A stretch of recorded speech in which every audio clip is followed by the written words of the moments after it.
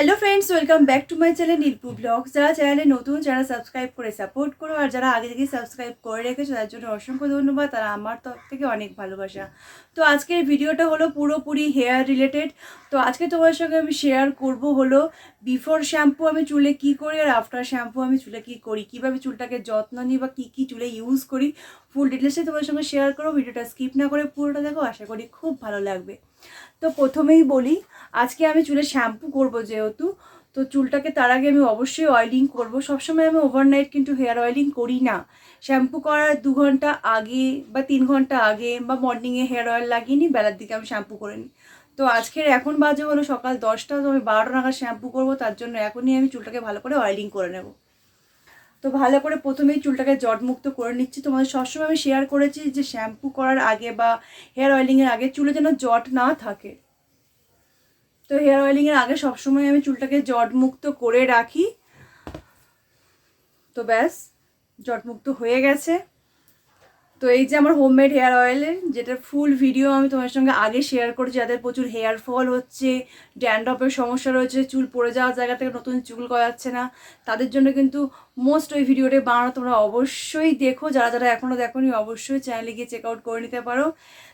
তো তোমাদের খুবই হেল্প হবে এই তেলটা। তো এটা আমার হোমমেড হেয়ার অয়েল, সেটাকেই আজকে আমি স্ক্যাল্পে ইউজ করব। তো এই যে কটন প্যাডে এভাবে চিপে নিয়ে আমি ইউজ করি, তোমরা যারা ভিডিও দেখো জানো। তোমরা চাইলে কোনো স্প্রে বোতলেও ইউজ করতে পারো বা ড্রপার দিয়ে ইউজ করতে পারো, যার যেভাবে সুবিধা সে সেভাবেই করবে। আমার এই প্রসেসটা সব থেকে হেল্পফুল মনে হয়, তো আমি এই প্রসেসেই সেই জন্য করি। আর অবশ্যই শ্যাম্পু করার আগে কিন্তু hair oiling must. Hair oiling যদি না থাকে, যে কোনো হেয়ার মাস্ক অ্যাপ্লাই করতে পারো, কারণ উইন্টার পড়ছে বুঝতেই পারছো, চুল পড়ে যাওয়া, চুল রাফ হয়ে যাওয়া, ড্যান্ড্রফের প্রচুর সমস্যা থাকে। সেই সমস্যা যাতে ভুগতে না হয়, চুলের যত্ন কিন্তু নেওয়া উচিত। তো আমি যতটা পারি একটু যত্ন নেওয়ার চেষ্টা করি।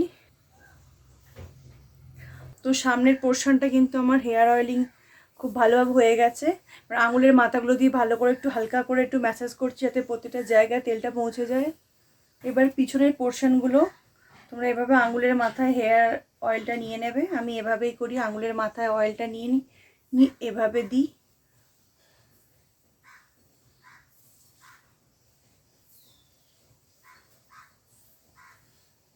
এবারে একটু অল্প তেল নিচ্ছি, যে চুলের নিচের পোর্শনটায় দেব।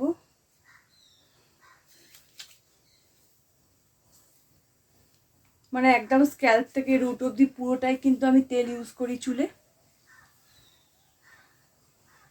আর তোমরা একটা জিনিস লক্ষ্য করে দেখবে, যে শ্যাম্পুর আগে তেল ইউজ করলে কিন্তু চুলটা প্রচণ্ড কিন্তু সিল্কি হয়। তো হেয়ার অয়েলিং হয়ে গেছে। তো এই যে মাসাজটা, হেয়ার মাসাজের একটা যে প্রোডাক্ট এটা বলতে পারো, এটা তোমাদের কাছে হয়তো অনেকেরই আছে, অনেকের কাছে নেই। তো এইটা দিয়ে হেড মাসাজ করতে কিন্তু বেশ ভালো লাগে। তো অয়েলিং যেহেতু হয়ে গেছে, একটু মাসাজ করে নেবো এটা দিয়ে। এই যে এইভাবে বেশ আরাম লাগে আর বেশ ভালোও লাগে। তোমাদের কাছে অনেকেরই শ্যাম্পু বা হেয়ার অয়েলিংয়ের মেশিন আছে, ওগুলো দিয়েও ম্যাসাজ করতে পারো, আমরা আঙুলের মাথা দিয়েও করতে পারো, যার যেটা সুবিধা। আমি হেয়ার অয়েলিংয়ের পর একবার এটা দিয়ে একটু ম্যাসাজ করতে পছন্দ করি, তাই করলাম। তো ম্যাসাজও হয়ে গেছে, হেয়ার অয়েলিংও হয়ে গেছে। এবারে চুলটাকে ভালো করে আঁচড়ে নিচ্ছি আলতুভাবে, বেশি চাপ দেবো না, কারণ যেহেতু স্ক্যাল্পে তেল দিয়েছি, খুব আলতুভাবে আঁচড়ে নিচ্ছি।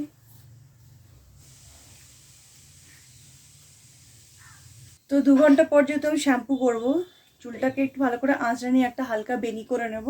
আমি অয়েলিংয়ের পর বেশিরভাগ কিন্তু চুলটাকে বেনিই করে রাখি, তোমরা চাইলে খোপা করেও রাখতে পারো। তো খুব হালকা হাতে করছি।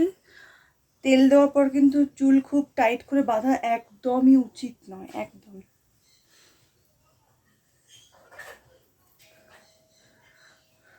খুব হালকাভাবে করছি। আর অবশ্যই ঠান্ডা পড়ছে বলে কিন্তু তোমরা কিন্তু কোনো রকম গরম জল ইউজ করবে না চুলে, যে খুব ঠান্ডা একটু জলটা গরম করলাম তা নয়, একদম ঠান্ডা জলও নয়। তোমরা রুম টেম্পারেচার, একদম নর্মাল যে জলের টেম্পারেচারটা হয়, সেই টেম্পারেচারে তোমরা শ্যাম্পুটা করতে পারো, সেই জলে। তো এই যে নিচ পর্যন্ত পুরো বেনি করে নিয়েছি, এখানে একটা গাড়া দিয়ে দিচ্ছি।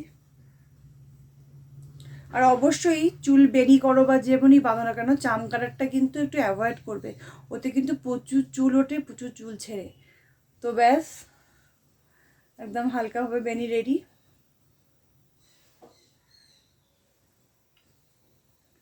তো এবার 2 ঘন্টা করে শ্যাম্পু করে চুলটাকে কন্ডিশনিং করে নেব। তো শ্যাম্পু করে চুলটা আমার ওয়াশ হয়ে গেছে। তো দেখতেই পাচ্ছ প্রায় 80% মতন চুলটা আমার শুকিয়ে গেছে। তো হালকা করে আমি চুলটাকে আঁচড়েও নিয়েছি। তো এবার যেটা ইউজ করব সেটা হলো এই যে ট্রিক্সের সিরামটা। এই সিরামটা আমি অনেকদিন ধরে ইউজ করছি, আমার হোমমেড সিরামও ইউজ করি, তো আমি এই সিরামটা ইউজ করি। এটা খুবই ভালো, স্মেলটা তো দারুণ, আর চুলটাকে খুব সিল্কি আর খুব স্মুথ করে। তো হাতে অল্প অ্যামাউন্ট নিয়ে নিই, চুলের উপর উপরে এভাবে দিয়ে দিই। সিরাম কিন্তু পুরো চুলের উপরেই দিতে হবে, কোনো কারণে স্ক্যাল্পে না যায়,